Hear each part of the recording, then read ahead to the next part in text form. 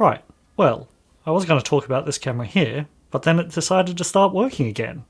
So I suppose you'll have to put up with whatever I hastily threw together. So, the 801.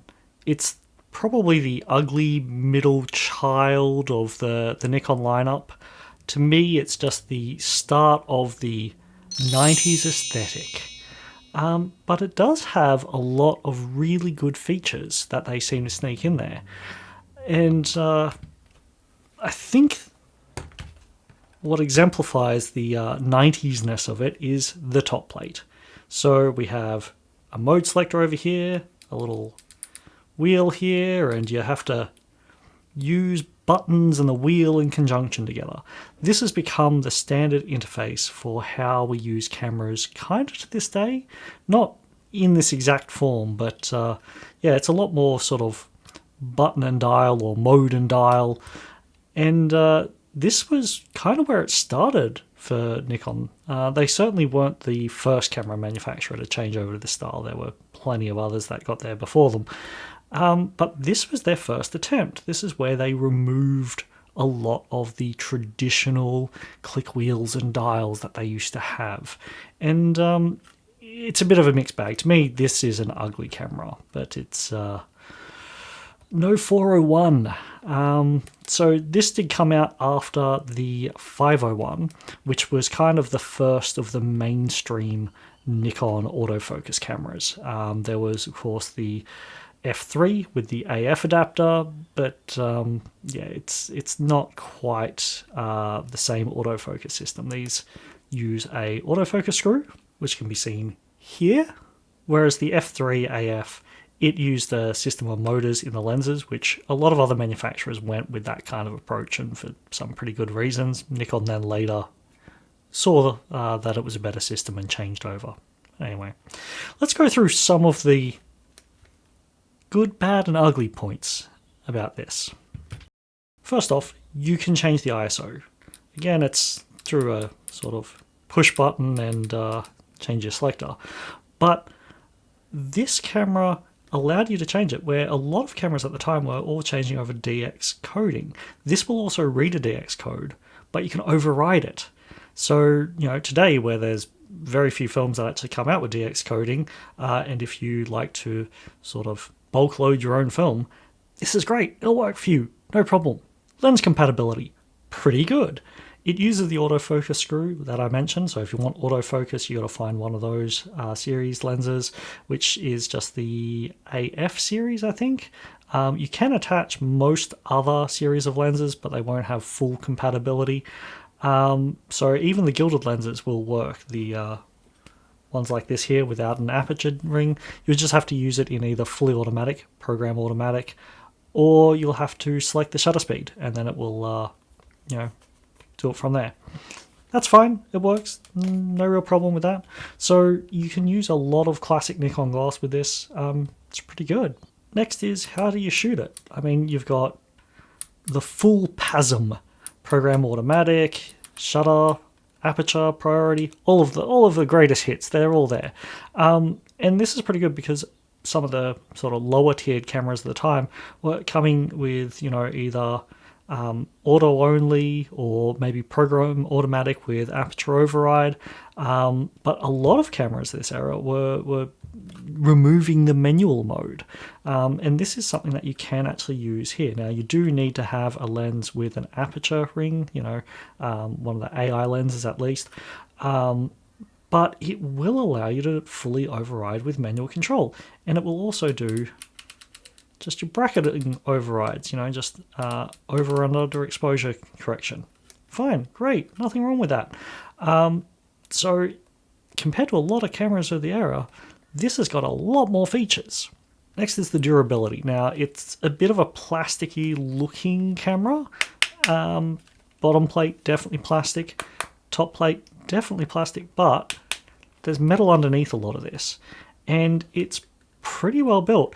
Weirdly, something that was made in the very late 80s and was definitely sort of the product and the way things were going in the 90s.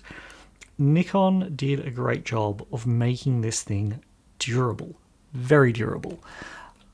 a lot more durable than a lot of the other cameras of the same era. I don't have a fondness for sort of Pentax cameras of this era because all of the ones I've ever owned have died on me. The electronics would go.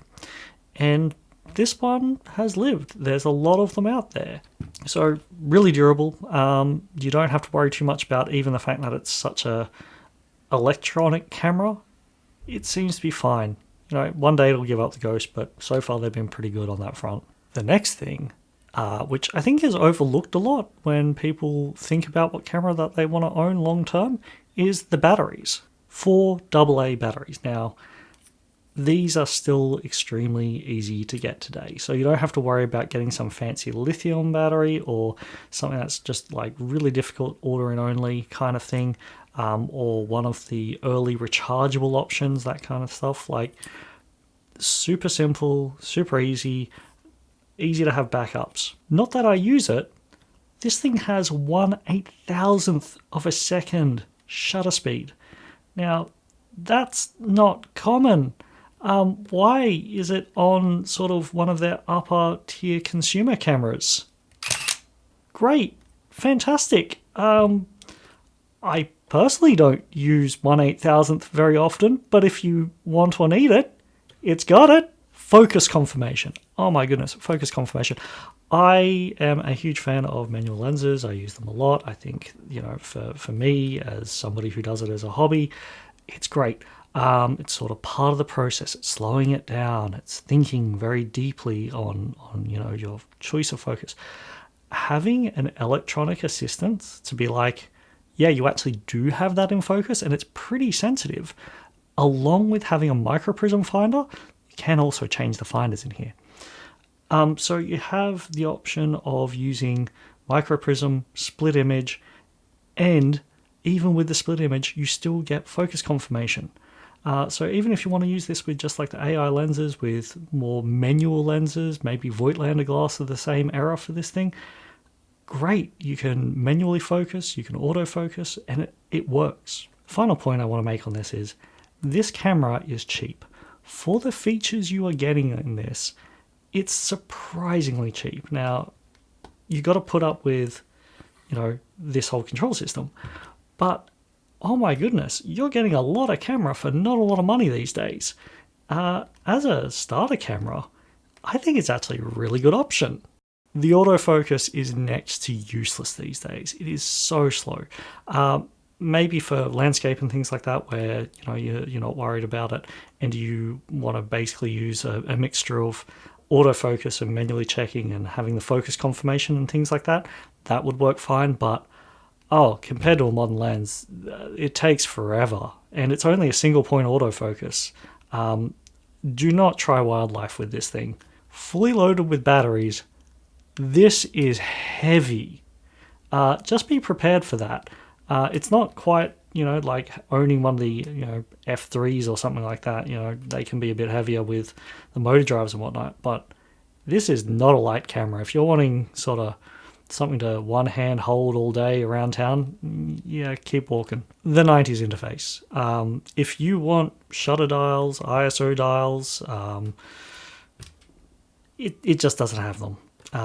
You gotta interface with this mode system.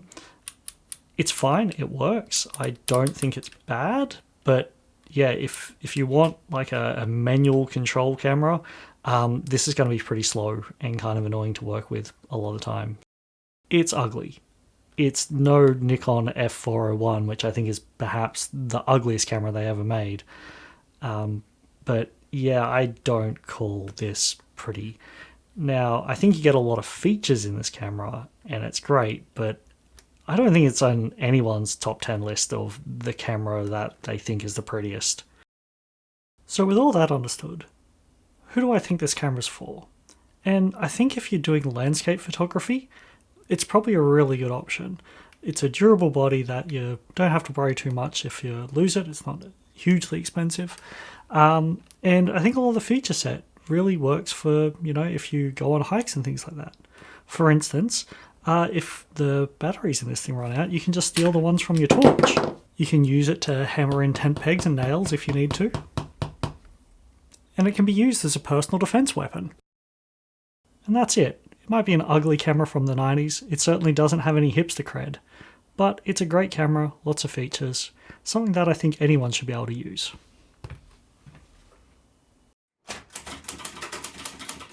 Remember, it's no f401.